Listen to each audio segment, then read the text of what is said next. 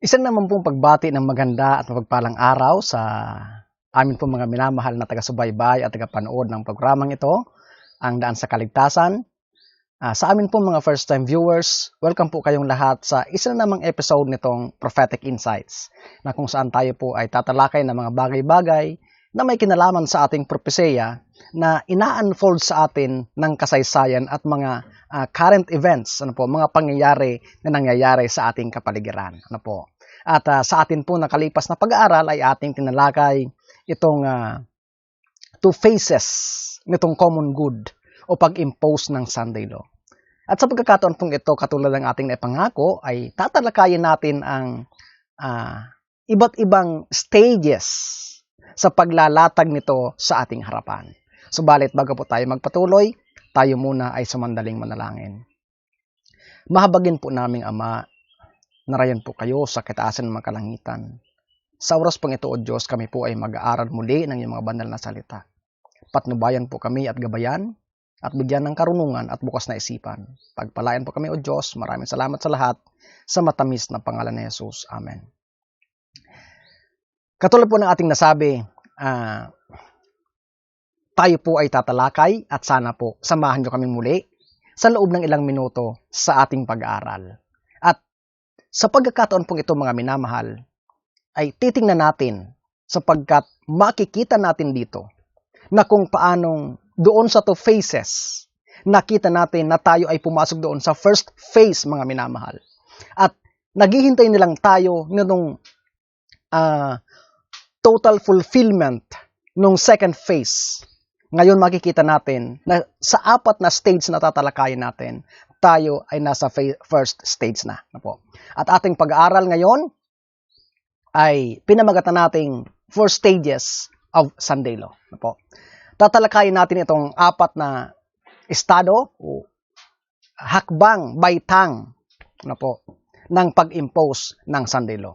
Ngayon mga minamahal, ito po ang first stage.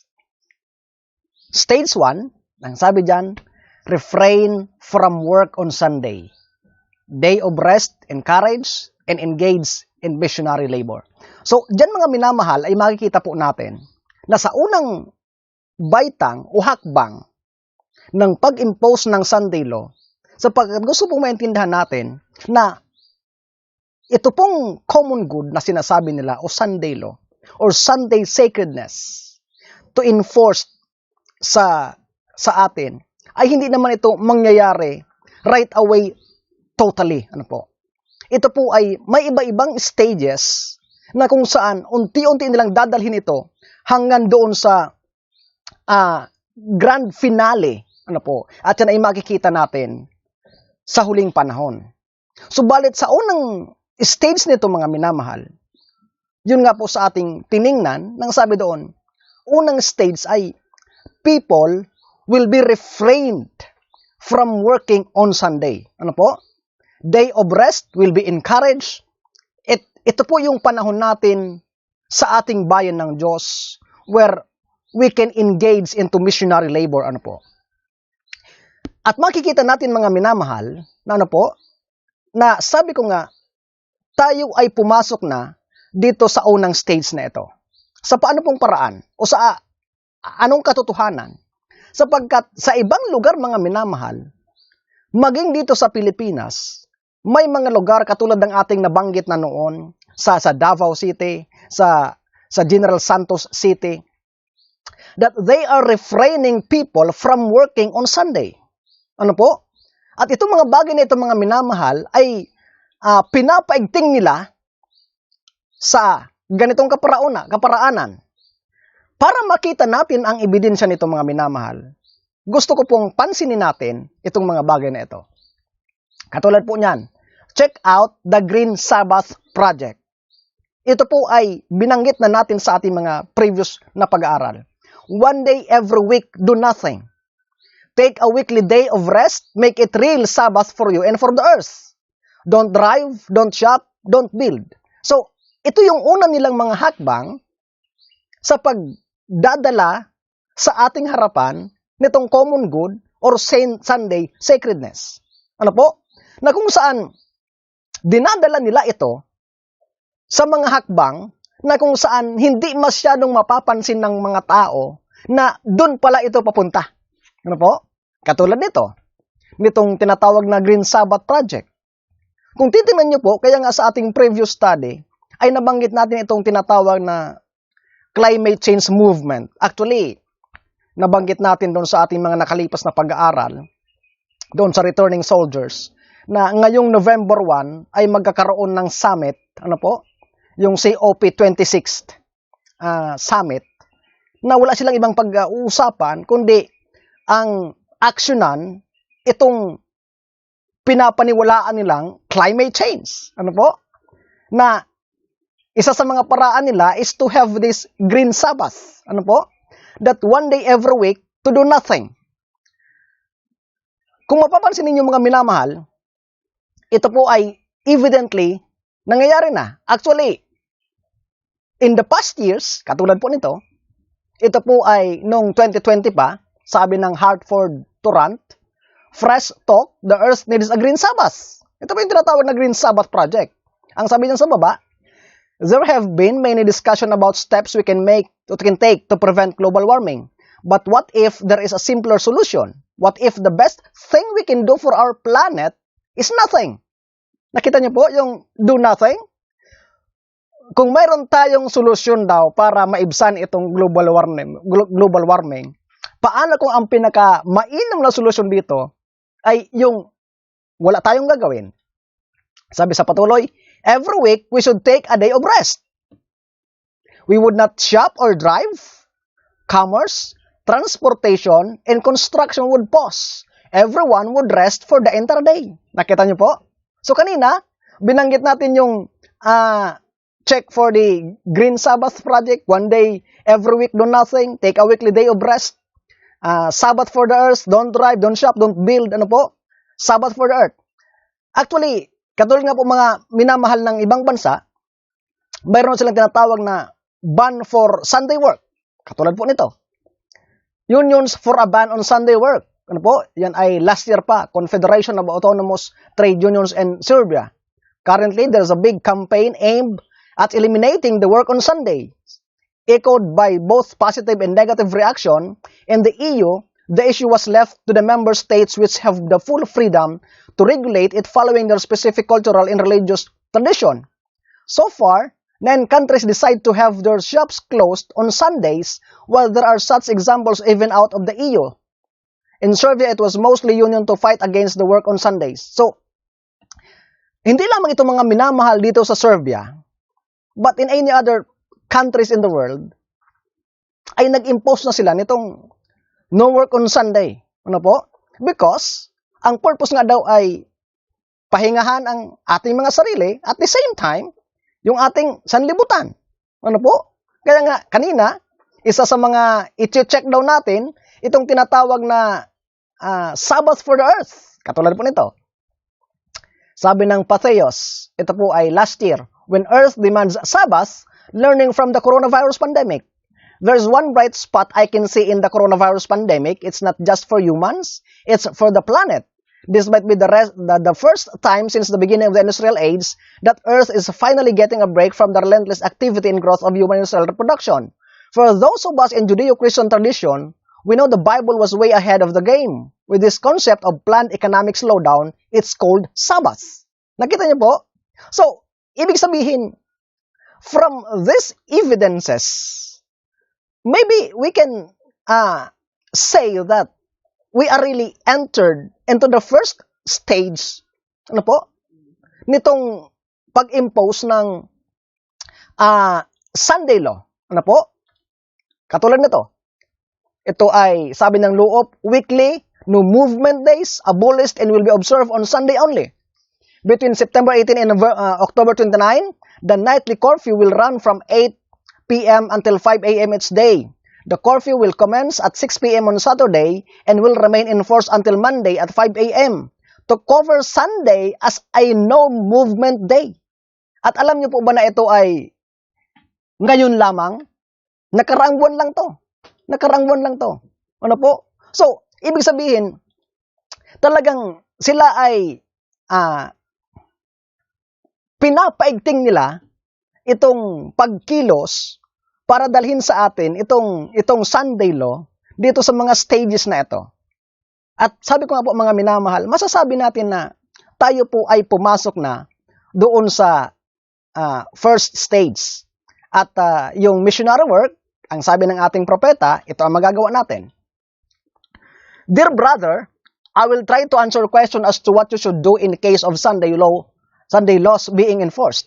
The lights given me by the Lord at a time when we are expecting just a crisis, as you seem to be approaching, was that when the people were moved by a power from beneath to enforce Sunday, Seventh-day Adventists were to show their wisdom by refraining from their ordinary work on that day, devoting it to missionary labor. Ano po? So, sabi ng ating propeta, wala namang anyang problema kung iban yung Sunday work. So, there are countries kasi mga minamahal na wala silang pahinga talaga magtrabaho. Ano po? Yung iba, nakakapahinga lang ng Sabado, pero Linggo, kailangan nila magtrabaho. So, to those places where they are obliged to not to work on Sunday, sabi niya, pwede naman yung gawin ito. Pero hindi na ibig sabihin, nakikiisa kayo sa kanilang adhikain because you can devote your time in missionary work. Missionary work. Ano po? Yan ang sabi ng ating propeta.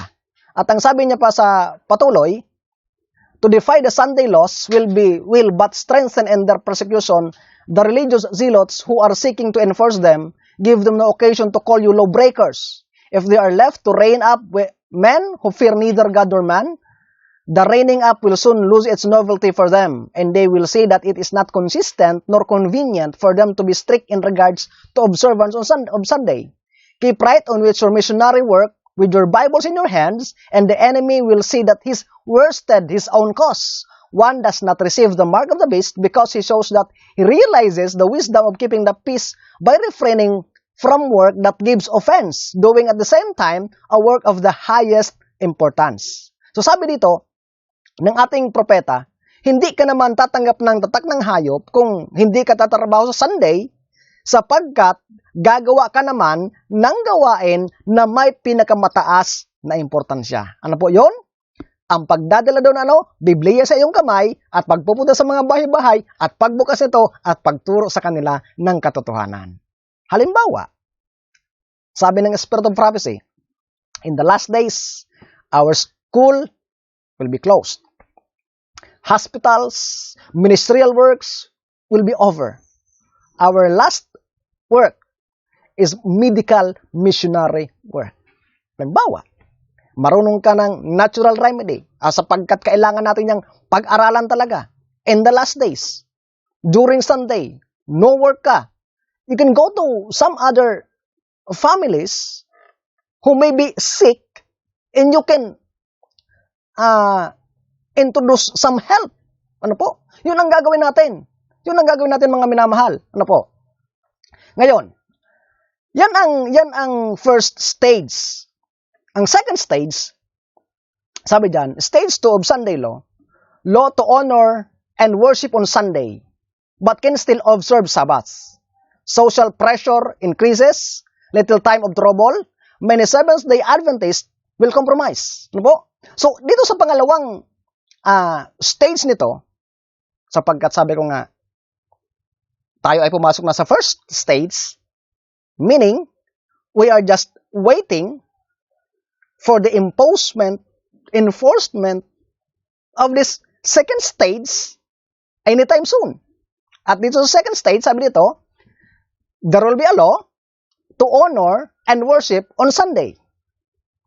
Dito mga minamahal, kung papansinin nyo po balikan nyo po yung ating presentation doon sa returning soldiers, may mga ways sila kung paano ito idala. Katulad po nung isang part doon na tinatawag nating popular demand that the people itself, will demand for a law to be enacted in response to this climate change, to which the Pope is proposing also the Laudato Si, which is to bring the Sunday observance and Sunday sacredness.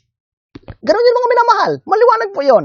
So, ito yung hinihintay natin. That will be the second stage. At anytime soon, it will happen, mga minamahal. But we can still observe Sabbath. But since the social pressure is increasing, since this is the little time of trouble, many Adventists will compromise. Ang sabi dito, ang sabi po ng Spirit of Prophecy, sabi dyan ng Last Day Events, the great issue so near at hand, the great issue, sabi dyan ni Ellen White, enforcement of Sunday laws, will weed out those whom God has not appointed, and He will have a pure, true, sanctified ministry prepared for the latter rain. So, itong magko-compromise, mga minamahal, these are those whom God has not appointed. They will be weed out. Lalabas sila. Many will stand in our pulpits with the torch of false prophecy in their hands, kindled from the hellish torch of Satan. Some will go out from among us who will bear the ark no longer, but this cannot make walls to obstruct the truth, for it will go onward and upward to the end.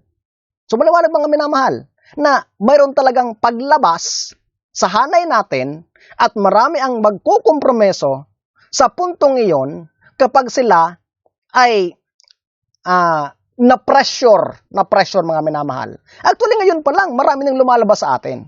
Pero mas marami ang lalabas sa puntong yon. Katulad nito, mga minamahal. Balikan natin itong vaccination. Marami na nagkukompromiso dito. Sapagkat sa pressure. Pressure sa trabaho, pressure sa pamumuhay, pressure sa mga kaibigan, pressure sa pamilya. Ano po? When in fact, sabi ng ating propeta, this no buying and selling will be a serious issue. That's why God has made a provision for you.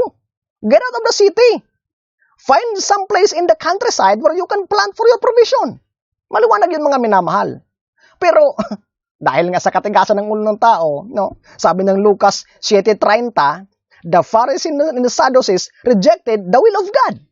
The same thing sa atin. Alam niyo po, yung Pharisees and Sadducees, they are the professed people in those times.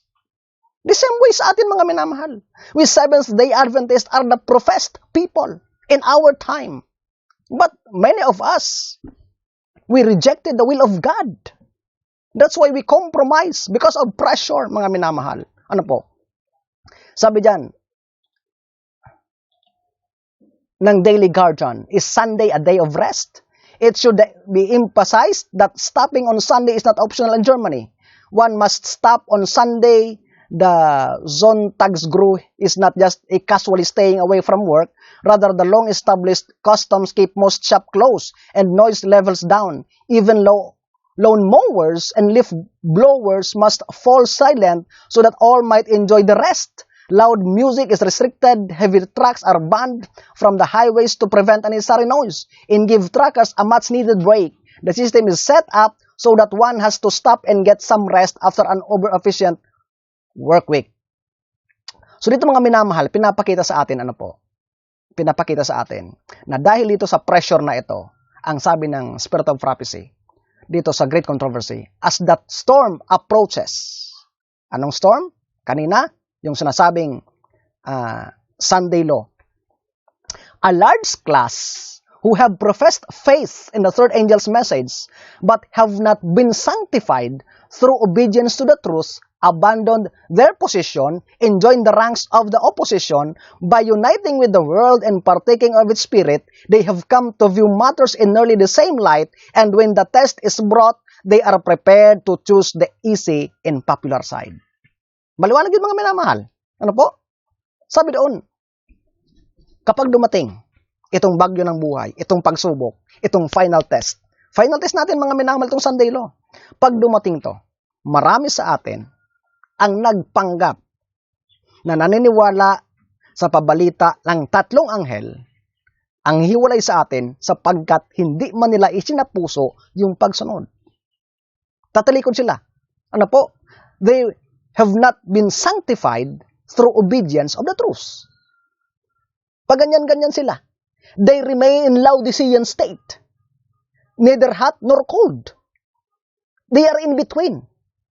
Hindi naman talaga sila sumusunod na lubusang Adventist, hindi naman sila lumalabas na ma-distinguished as worldly.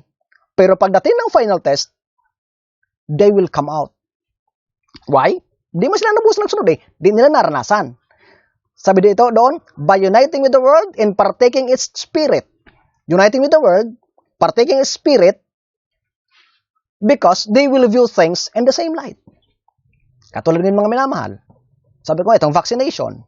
Many Adventists view this on the same light. The same with the light of the world. Sabi ng mga taga-sanlibutan, wala namang problema to eh. Bakuna lang to, kailangan mabuhay tayo. Many Adventists are doing the same. They are viewing this on the same light. That's why, sabi nito, when the test is brought, they are prepared to choose the easy way in the popular side. Pag sinabing popular side, the popular demand, the pressure of the world. Sige na, guys, anong gusto mo? Mamatay ka, wala kang ganito. No. They will choose the easy way. Sapagkat ngayon, ay, yun na ang kalagayan nila. Ano po? Ang sabi sa next paragraph, men of talent and pleasing address who once rejoiced in the truth, employ their powers to deceive and mislead souls. They become the most bitter enemies of the former brethren. When Sabbath keepers are brought before the courts to answer for their faith, these apostates are the most efficient agents of Satan to misrepresent and accuse them, and by false reports and insinuation to stir up the rulers against them. Sabi nun, mga minamahalan ko, yung mga tao, men of talent and pleasing addresses. Hindi ito yung, ang address mo ay nasa Forbes ka nakatira. Nasa high class subdivision kayo ng address mo. Hindi mga minamahal. Pag sinabing pleasing address, may katungkulan. Presidente ng ating conference, ganito ka sa mataas na katungkulan, ikaw ang director ng ganito, who once rejoiced in the truth, but deceived to mislead souls, na hindi naman talaga sumunod, trabaho lang ang habol, pagdating ng panahon, sabi dito, sila ang magiging mapait na kaaway ng bayan ng Diyos. Ano po? Sapagkat pag dinira daw yung mga bayan ng Diyos na mga tapat, sa husgado, sila yung magpapatunay na, hindi na niya totoo yan. Katulad ngayon. Balikan naman natin yung bakuna. Halimbawa, hindi ka nagpabakuna. Nagsimba ka, wala kang bakuna. Dinala ka sa husgado. Sasabihin mo, ay hindi po ako magpapabakuna kasi Adventist ako. Mali sa turo namin. Itong mga leader nating iba, sila magsasabi na hindi yan totoo. Bakit? Sila mismo ang nag-impose na pwede ang bakuna. Ganun po ang mangyayari. Ganun ang mangyayari. When the time comes, nasabihin natin nga, hindi ako lingkod ng linggo kasi Adventist ako. Sasabihin ng mga leader natin, hindi yan totoo. Hindi yan totoo. Ano? Ang linggo at Sabado ay parehas lang yan. They will view things on the same light, mga minamahal. Ang sabi doon. Kaya, ito mga minamahal ang mangyayari dito sa stage 2. Ano naman ang stage 3? Sabi dito, there will be a law prohibits worship on Sabbath, can only worship on Sunday. Fines and imprisonment imposed, cannot buy or sell. So ito mga minamahal, ito na ang mas matindi-tindi dito. Ano? Magkakaroon ng batas na hindi ka na pwede mangilin ng Sabado, linggo na lamang. At pag nangilin ka ng linggo at lumabag ka, ikaw ay papagbayarin, ikaw ay aakusahan, ikukulong. At mas marami dito ang kukompromiso. Pero, yung mga tapat na mananampalataya, sila ang maninindigan sa panahong ito. They will be like Peter, Paul, and Silas, that they can able to sleep calmly. They can be able to sing inside the prison cell because they have trusted God and they have faith in Jesus Christ. Yan ang mangyayari sa stage 3. Pero marami ang tatalikod dito. Lalo pag dumating ditong sa no buying and selling. Kaya sabi ko ang mga minamahal ngayon pa lang, mag-practice na tayo. Kaya sabi ni Ellen White, sabi ko kanina, this buying and selling will be a serious issue. Get out of the city, find a countryside where you can grow your own plants for your sustenance. Because pag hindi ka nakabili, hindi ka nakapabenta, wala kang makain. Pag wala kang tanim, kawawa ka. Lalo yung mga nasa syudad, kukompromiso ka talaga. Bakit? Inaasahan mo lang yung trabaho mo eh. Wala kang pagkabuhay. May pamilya ka. Anong mangyayari? Tatalikod ka sa Panginoon. Pero kung sumunod ka sa Kanya, na ngayon pa lamang lumayas ka na dyan sa syudad, nagtanim-tanim ka na ngayon, dumating man ito, wala kang problema. Ano kung hindi ka makabili? Ano kung hindi ka makapagbili? May pagkain ka naman dito sa bukid. Di ba? Yun ang paraan ng Panginoon, mga minamahal. Yun ang paraan ng Panginoon. Ano po? Kung kaya nga, sa kanyang kabutihan, binibigyan tayo ng provision, ng solusyon. Ang problema lang, marami talaga sa atin ang katulad ng mga Israelites. Ano po? Living in iniquity. Stubbornness. Ano po? Kung kaya, pag dumating ito, yung mga hindi sumusunod, they will be among those many na tatalikod sa katotohanan. Dito, sa pag-impose nito, no? Lalo pag natakot ka na ikulong, sabi ng Spirit of Prophecy, marami sa atin na tatalikod, marami sa atin ang hihiwalay, kaysa akusahan sila ng kanilang kapwa at takot silang insultuhin at ikulong. Mahirap pa sa kulungan, mga minamahal. Mahirap sa kulungan. Pero, pag may Diyos ka, pwede kang mag-awit-awit katulad ni Paul pag may pananampalataya ka. Pero pag hindi ka handa, mahirap talaga yung minamahal. Mahirap talaga yan. Ano po? Pag hindi mo na kayang sundin to dahil nape-pressure ka. Ano po? Ngayon, sa panahong yan, ng stage 3, dyan yung close of probation ng Seventh-day Adventist. Pouring of the latter rain para sa loud cry. Ano po? Sapagkat, sa puntong yan, mangyayari yung Revelation 18 na i-illuminate ng fourth angel ang buong mundo. Sabi ng Spirit of Prophecy, when the last soul decide for himself, whether for life or death, mangyayari, mga minamahal, ang stage 4. Ano po ang stage 4? Death decree, close of probation, time of Jacob's trouble, and Satan will personate Christ. Death decree. Ano po? Death decree. Magkakaroon ng death decree. Sapagkat sa puntong ito, nakikita ni Satan na sabi kanina sa binasa natin, naging worst lang yung kanyang plano. Bakit? Sapagkat nag-impose siya ng no buying and selling. Ay may mga tapat na lingkod ang bayan ng Diyos. Nandun sa mga kabundukan, nagtatanim, hindi naman naapektuhan. At doon nagsisimba pa rin ng Sabado. Nag-missionary work. Walang saysay yung kanyang inimpose na law. Kaya sabi niya, hindi ito madala eh. Hindi ito madala. At na-illuminated pa yung sanlibutan, ng ibanghilyo pa sila. Sabi niya, kailangan natin mag-impose ng death decree. Death decree. Subalit tandaan niyo po, mga minamahal, sa puntong ito na magkakaroon ng death decree, wala nang mamamatay. Doon sa stage 3 na may imprisonment, may ipapahintulot ang Panginoon kahit mamatay. Ano po? May ipapahintulot. Pero dito sa death decree, wala nang ipapahintulot ang Panginoon na mamatay. Bakit po? Sapagkat sa puntong ito, lahat na napabalitaan ang sanlibutan, lahat na nakapagdesisyon ang tao para sa buhay at kamatayan, pag nag-death decree, wala nang martir na ipapahintulot ang Panginoon. Bakit po? Sapagkat wala nang conversion dito. Kung ipapahintulot pa ng Panginoon yung may mamatay na martir, wala naman na silang kukumbinsihin eh. Wala na silang kukumbinsihin. Ano po? Pag dumating to, close of probation, nangyayari ang time of trouble na ang sabi ng Biblia, that was never was. At kasunod dito, mga minamahal, ang paghulog ng, kasabay nito ang paghulog ng 7 last plagues. Ano po? 7 last plagues. At sa puntong ito, i-impersonate ni Satan si Kristo. Sabi dito, fearful is the issue to which the world is to be brought. The powers of earth, uniting to war against the commandment of God, will decree that all, both in small and great, rich and poor, free and bond, shall conform to the customs of the church by the observance of the full Sabbath. All who refuse compliance will be visited with civil penalties, and it will finally be declared that they are deserving of death. On the other hand, the law of God enjoining the Creator's rest demands obedience and threatens wrath against all who transgress its precept. So dito mga minamahal ay magkakaroon ng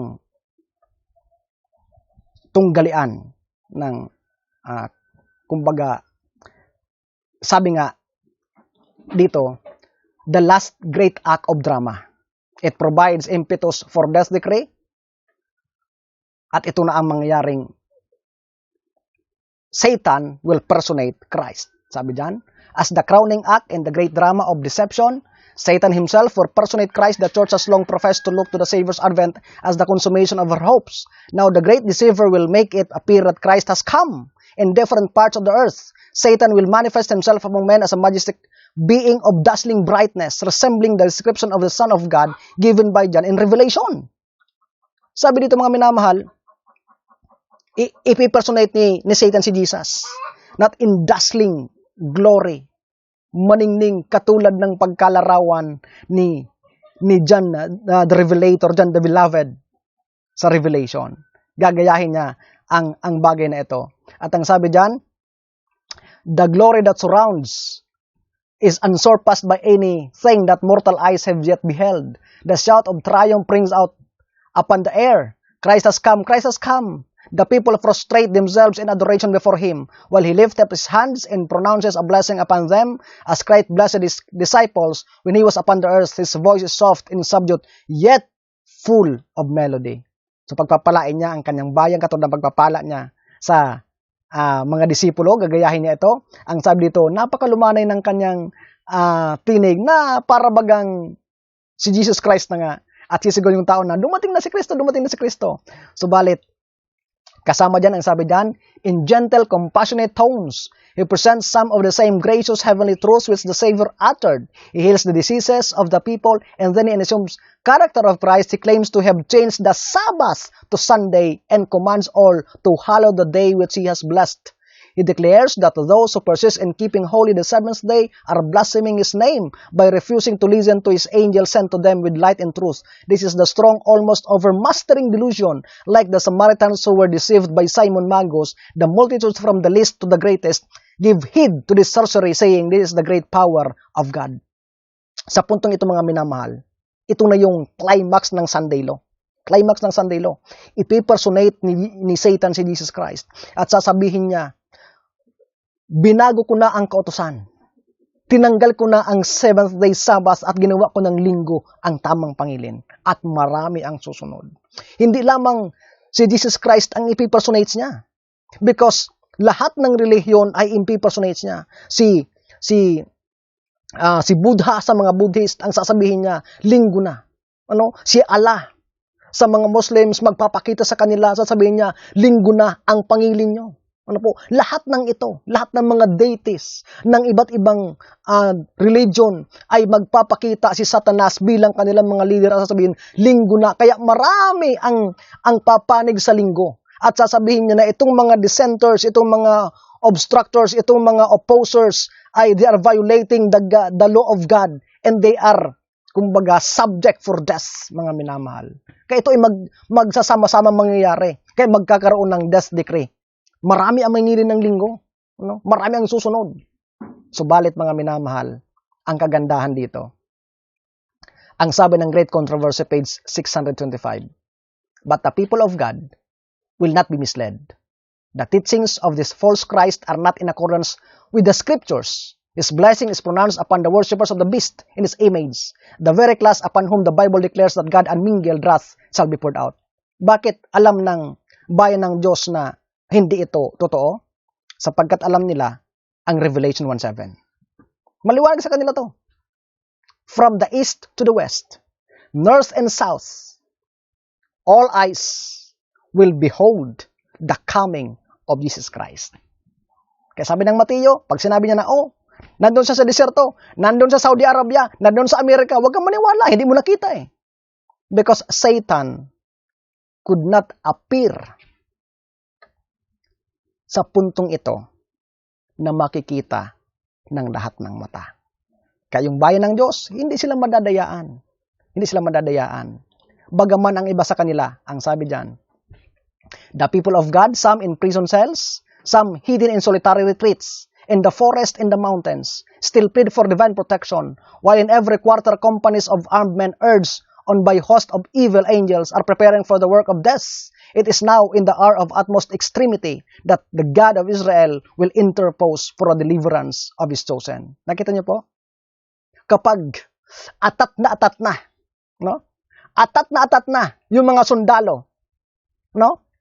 Atat na yung mga sundalo na dakmain ang bayan ng Diyos para kitiran ng buhay. May death decree na eh. May death decree na. Sabi doon, sa puntong ito, na magkakaroon ng death decree, mag-i-interpose na ang Panginoon. At sa puntong ito, magpapakita na siya sa silangan. Didilim. At ang sabi diyan mga minamahal, sabi sa patuloy, with shout of triumph, jeering and imprecation, throngs of evil men are about to rush upon their prey. When lo, a dense blackness deeper than the darkness of the night falls upon the earth, then a rainbow shining with the glory from the throne of God spans the heavens and seems to encircle its praying company. The angry multitudes are suddenly arrested. Their mocking cries die away. The objects of their murderous raids are forgotten. With fearful forebodings, they gaze upon the symbol of God's covenant and long to be shielded from its overpowering brightness. Nakita niyo po? Nung sila'y atat na, dadakmay na, nandiyan na sa harap mo. Sapagkat sabi ko nga, sa puntong ito, wala nang ipapahintulot ang Panginoon na mamamatay. Sapagkat tapos na ang kanyang gawain. Tapos na nasilyuhan na ang kanyang bayan. Inari niya na. Wala nang dapat mamatay. Sa puntong ito, na atat na ang mga sundalo, magpapakita na siya. At ang sabi doon, habang sila'y atat na pumatay, magugulantang sila at yung kanilang kaisipan na pumatay ay makakalimutan nila sapagkat sa pagkamangha nila, sa pagkatakot nila doon sa anak ng tao na nasa alapaap upang ipaghigante ang kanyang bayan. Napakaganda mga minamahal, napakabuti ng Diyos sa puntong ito. Ano po? Kung kaya, ang sabi diyan, preparation for the coming crisis, season of distress that is before us, how are you preparing? Paano ka mga minamahal? Paano kayo mga minamahal naghahanda? Sabi diyan, the season of distress and anguish before us will require a faith that can endure weariness, delay in hunger, a faith that will not faint through though severely tried. The period of probation is granted to all to prepare for the time. Jacob prevailed because he was persevering and determined. His victory is an evidence of the power of importunate prayer. All who will lay hold of God's promises as he did and be earnest and persevering as he was will succeed as he succeed. Isa lang ang solusyon mga minamahal sa ating paghahanda. Sabi doon, katulad ni Jacob, sapagkat tayo pasok sa Jacob's time of trouble, naging siyang matagumpay sapagkat determinado siya sa kanyang pananalangin. Persistent siya sa Panginoon. Nang sabi niya, I will not let thee go except you bless me. Dapat ganun din tayo sa panahon ito. I will not let thee go. I will not let thee go, O God, until you gave me, until I get most of you, until get enough of you, mga minamahal. Kaya sa araw-araw, dapat ang goal natin to know more about Him, to know more about God, to have close and intimate relationship with Him, to get more of Him in our lives, to make Him real in our lives, to make His promises true to our lives, mga minamahal. Ito ang kailangan natin. Ito ang kailangan na natin minamahal sa puntong ito. Sapagkat ang sabi doon, pag pumasok tayo doon, kailangan natin ang pananampalataya na tatagal sa kapaguran, sa pagkaantala, at sa kagutuman. Kaya sabi ko nga minamahal, pag ngayon hindi mo ito naranasan, hindi ka nananalangin na may pananampalataya na bagaman na-delay ang kanyang panalangin, ang kanyang kasagutan, ay nananampalataya ka pa rin sapagkat naiintindihan mo that He is in control. Ang sabi ni Gabriel kay Daniel, when you start praying, I started working. Ibig sabihin, when you start praying, God is working out para doon sa pinagpe-pray mo. But hindi yun mangyayari agad-agad. Tandaan niyo po, si Joseph, nanalangin siya. pero natili siya sa presuhan ng 7 taon. Maybe. Hindi naman ganun katagal. But your faith will remain even if there's delay. Even if you suffer hunger. Yun ang pananampalataya na kailangan natin. Kaya ang sabi po dyan, now, while our great high priest is making the atonement for us, we should seek to become perfect in Christ. Not even by a thought could our Savior be brought to yield to the power of temptation. Satan finds in human heart some point where he can gain a foothold. Some sinful desires is cherished, by means of which his temptation asserts their power. But Christ declared himself, the prince of this world cometh and has nothing on me. Satan could find nothing in the Son of God that would enable him to gain the victory. He had kept his Father's commandment, and there was no sin in him that Satan could use to his advantage. This is the condition in which those must be found who shall stand in the time of trouble. Ano po? Yun ang kondisyon para tayo makatayo sa panahon ng kabagabagan. Ano yun? Nasasabi natin na katulad ni Kristo. Ang sabi niya, the prince of this world cometh and had nothing on me. Ibig sabihin, tinukso tayo ni Satanas, pero masabi natin na, tinukso ako, pero wala siya napala sa akin. Because even in a thought, ay hindi tayo magkakasala. Hindi tayo mag-isip man lang na manlupaypay. Hindi tayo mag-isip man lang na pinabayaan tayo ng Panginoon. Hindi tayo nagdalawang isip man lang na tumalikod sapagkat alam natin ng Panginoon ay kasama natin. At hindi tayo pinapabayaan. Dahil buhay ang ating pananampalataya sapagkat naranasan natin siya sa ating buhay. Kaya ang sabi doon, habang namamagitan pa siya sa atin, Jesus Christ, sikapin natin na maging malinis tayo sa Kanya, magkaroon tayo ng perfect appearance sa Kanya through His blood, through His merits, through His grace, through His righteousness. Magkaroon tayo ng close and intimate relationship sa Kanya para tayo makatayo sa panahon ng kabagabagan. At yan po ay hindi na magtatagal. Christ is coming soon. Nakikita natin that we entered into stage 1 in soon, very soon. Ang sabi ng Spirit of Prophecy, this will come in close succession. Close succession. Hindi magtatagal, isa-isa ito hanggang lubusan doon sa finale niya at mangyayari ito. Pero mangyari man ito mga minamahal, ang mahalaga, tayo ay handa, tayo ay nasa Panginoon, at tayo ay patuloy na lumalakad sa daan sa kaligtasan. Ang pagkapala nawa ng langit ang sumaatin sa oras na ito.